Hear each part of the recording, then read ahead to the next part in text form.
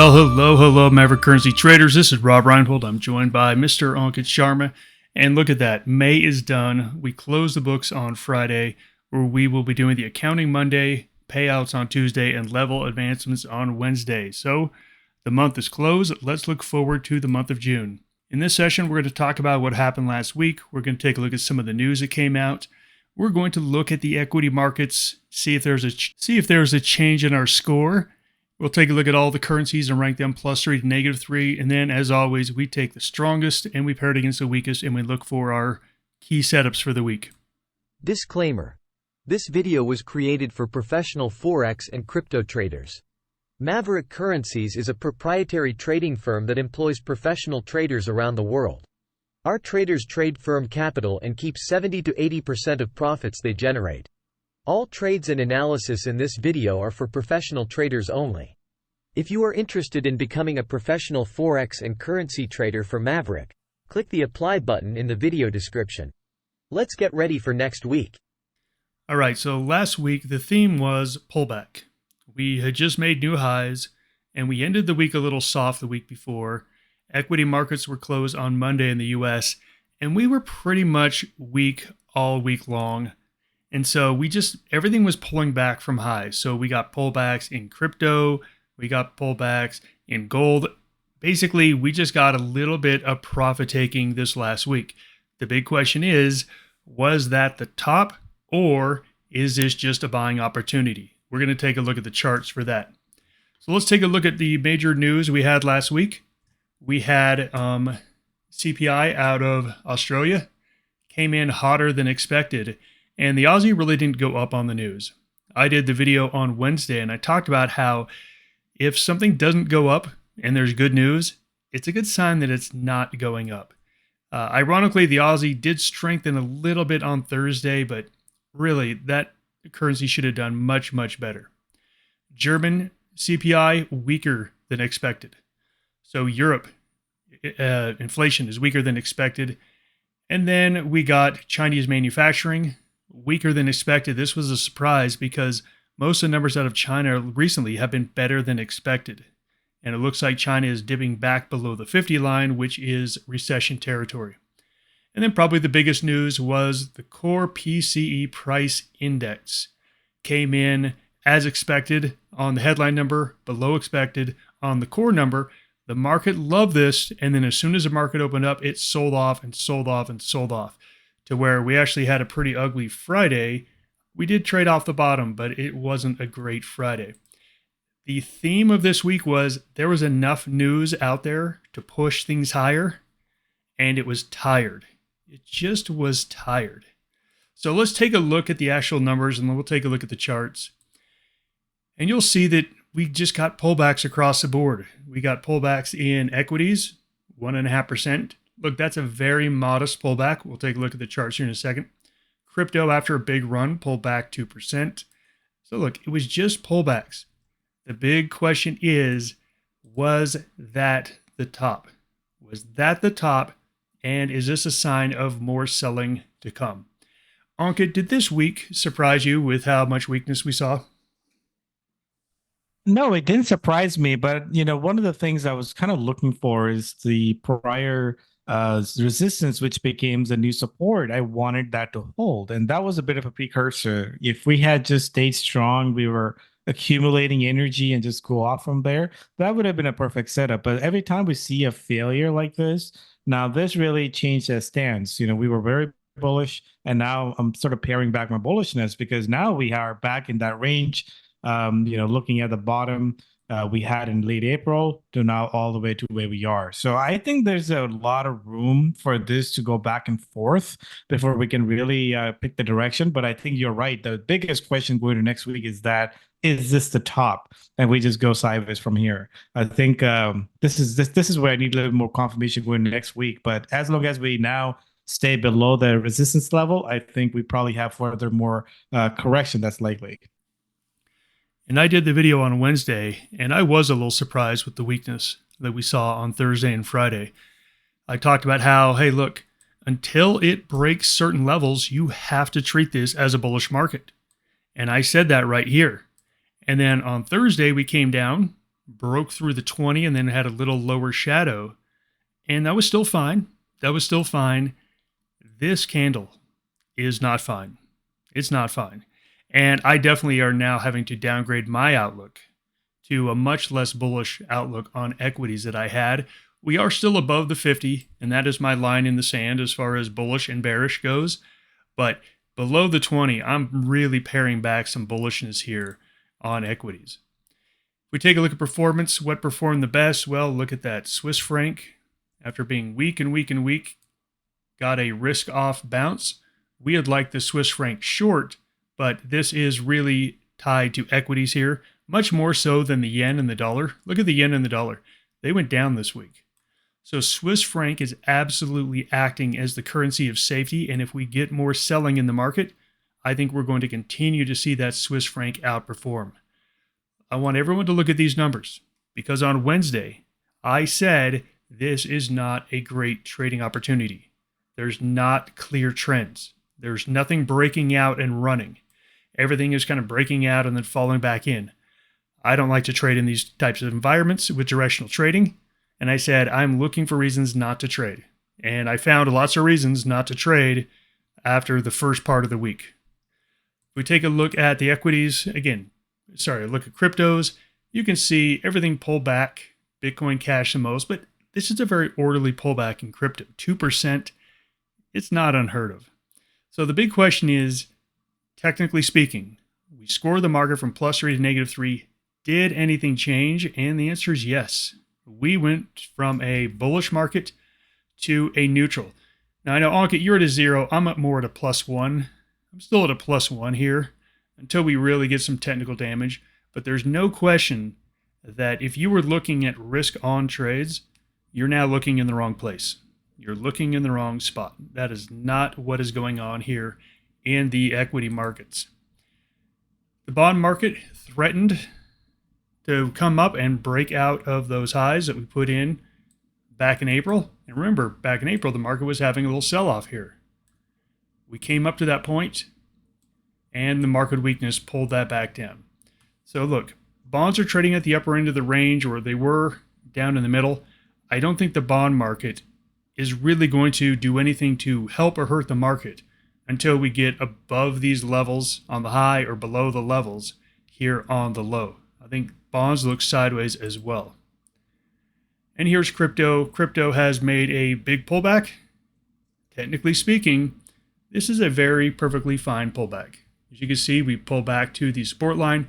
This is the crypto basket, the 4 cryptos we look at, equally weighted.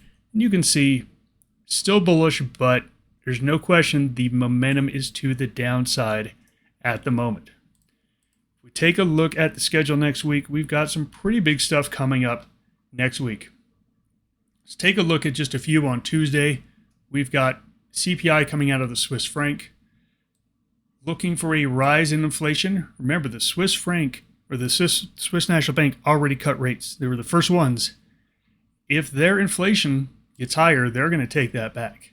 Maybe one of the reasons why the Swiss franc is appreciating. We also get Australia GDP.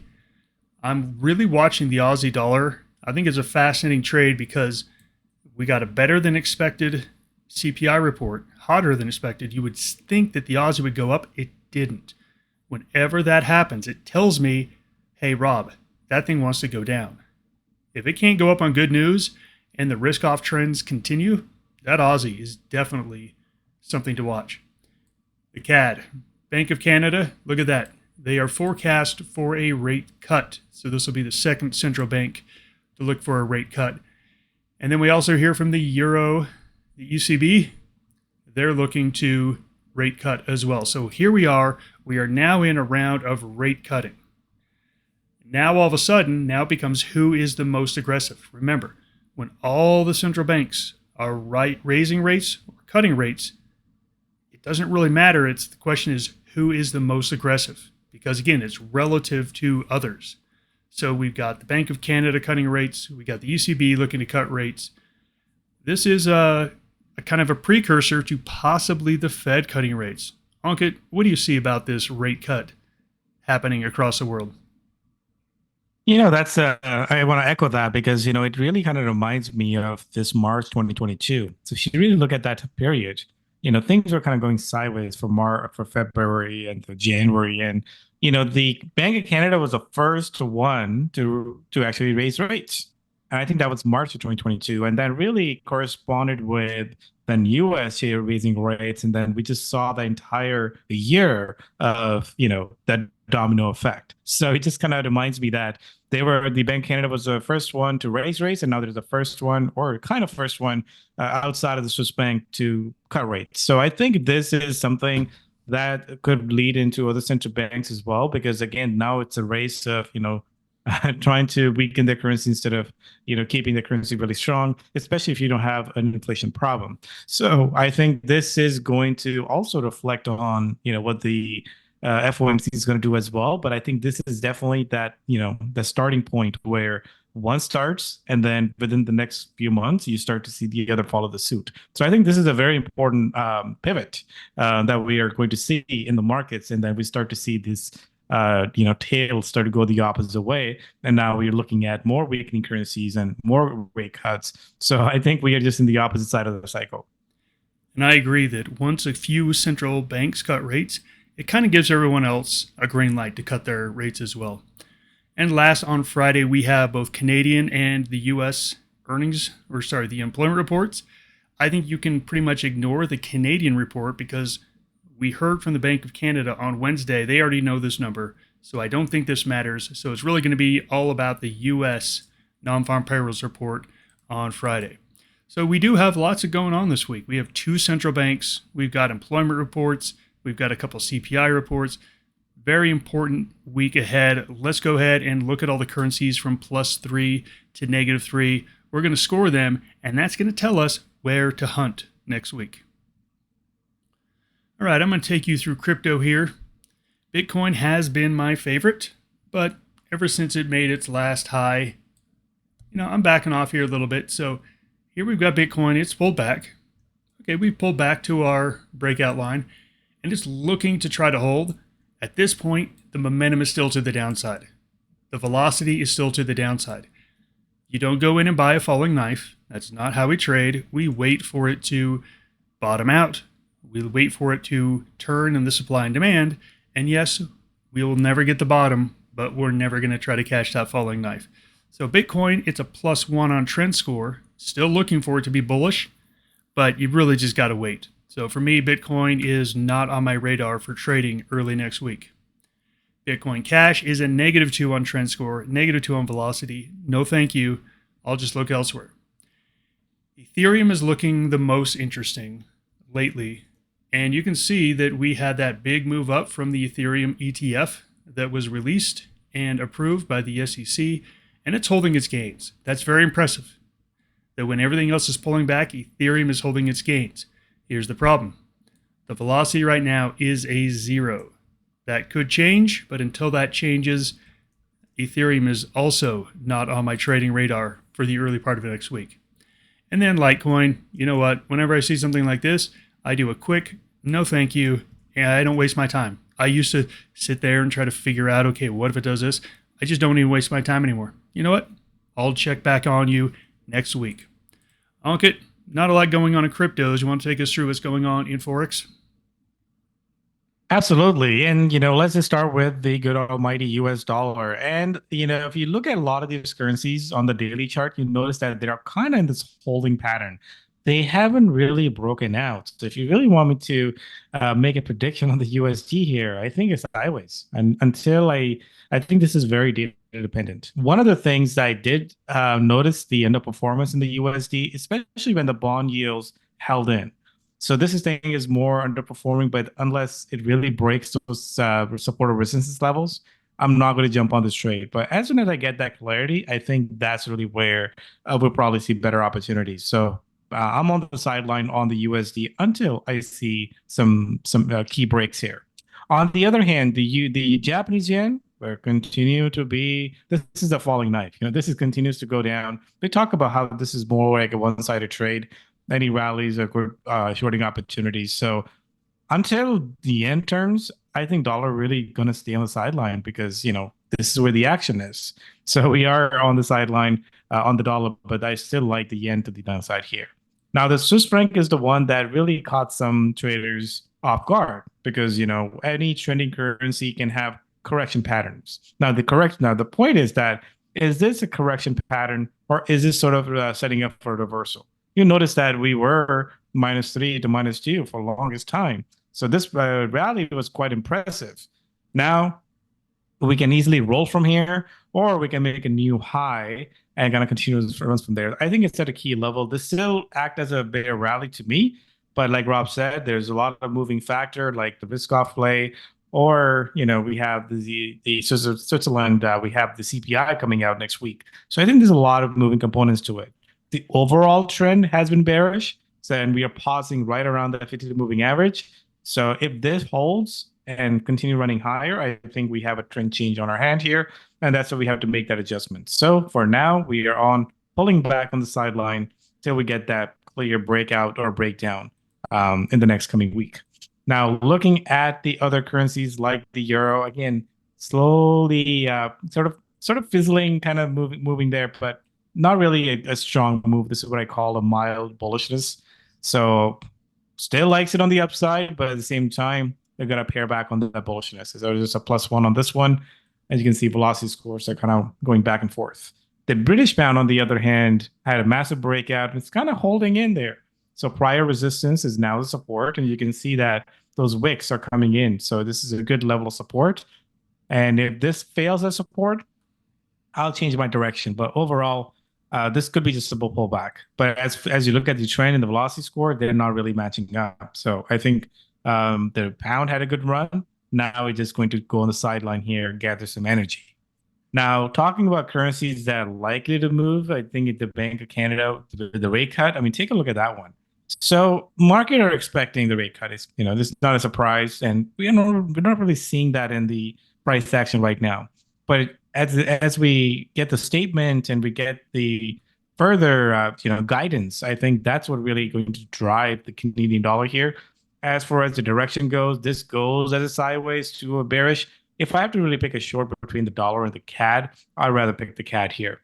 But right now, in the short term, not really moving. So this is going to be a news play that I'll be looking on Wednesday.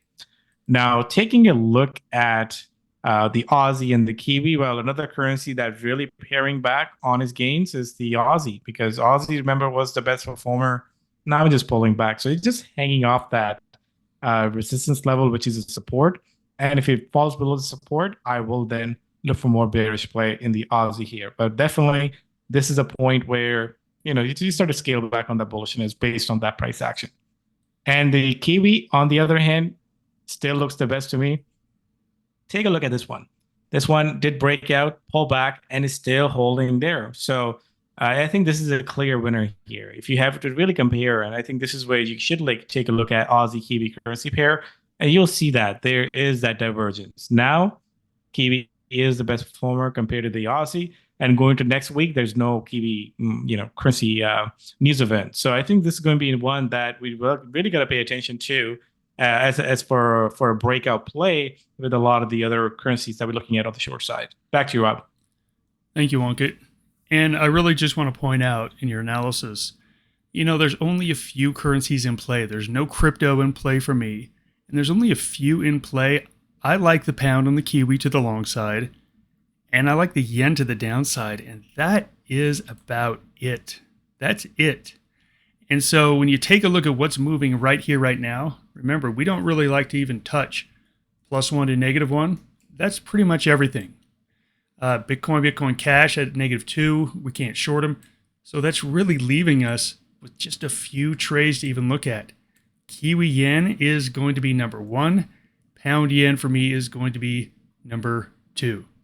So let's go ahead and take a look at those pairs, and then we'll take a look at the pairs that Ankit is interested in this week. First up for me is Kiwi yen. Kiwi yen, and look, when you take a look at these currency crosses, this is one of the few that actually is breaking out to the upside. This thing is actually moving. I mean, take a look at things like, even like Euro Swiss franc. It's not really moving, dollar CAD, not really going anywhere. But then we take a look at something like Kiwi Yen, and all of a sudden we're getting a really clear trend. So there aren't a lot of clear trends here. And I think this is just one of the ones that you have to look at playing and say, okay, we just got a two-day pullback. We got a nice engulfing candle here today. The question is, where is the entry? I think there could be a couple entries here. I'm down here on a 4-hour chart now. Let me pull down to a 1 hour. I think above this last little high of 96.60, I think that could be a decent entry point. But understand, you've got a whole bunch of overhead resistance up here at 96.75. So you could either wait till 96.75 to break, or you could take a half position at 96.60 with a wide stop, and then take the other half position when you break out above. So for me, this is my favorite pair. My second favorite pair is going to be pound yen.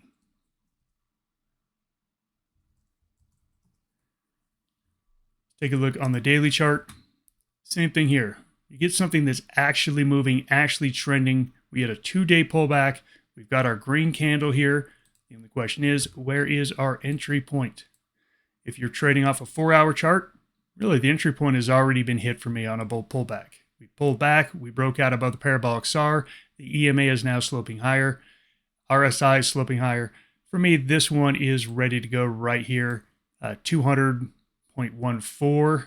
I think having a stop down here below 198.75 is probably the right place to go.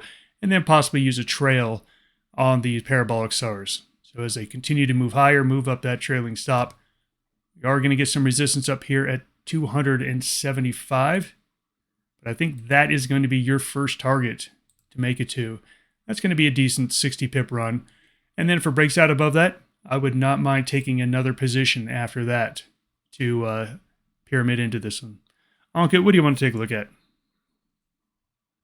Hey, Rob. Well, I echo that. Those are the trades that I have on my list as well. Outside of those, I like the Aussie Kiwi. Just want to take a look at that.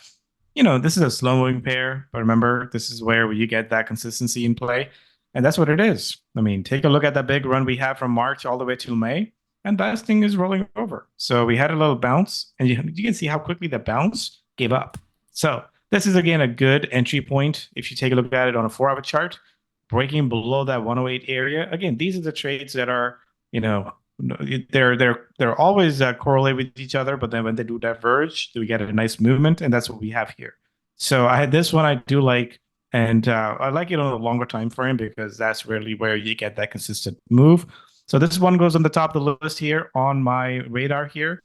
The second one I'm taking a look at is Kiwi CAD, and I just want to point out that, on a potential trade, if the CAD does weaken, I mean, on the daily chart, you can see that it's hitting a key resistance level. And Rob, if you go on a weekly chart, even like on a daily, zooming out, you'll notice that that's a level of resistance that we haven't really broken for quite a while. So if we do get a breakout above that level, I see this easily running above to the 86, 87, 87 area. So there is that nice level break that we could have above that area. So again, we're looking at these pivots where we can have a decent run. So that's the one I'm watching again for the Bank of Canada restatement. Among all the other currencies that are likely to move, I think that's best to pair the best with the worst. And as we get the news events, I think we'll probably have a better clarity on where things are going. So next week is a good week where you might go in a bit more on the sideline. And once you start to get a clear price action, that's what we want to be jumping on. Back to you, Rob. So I'm seeing this week as starting off fairly slow, but once we get into some of the central banks on Wednesday and Thursday, we get some of the employment reports on Friday, I think this market's going to start to get going on about Tuesday night, Wednesday. So I'm really looking to play it pretty easy on Sunday, Monday, Tuesday, not looking for a lot of entries. I want to wait and see, are we going to get some trending moves? If we get those, I'm very happy to jump on at the middle to the end part of the week. Everyone have a great weekend. Stay safe out there. Goodbye, everybody.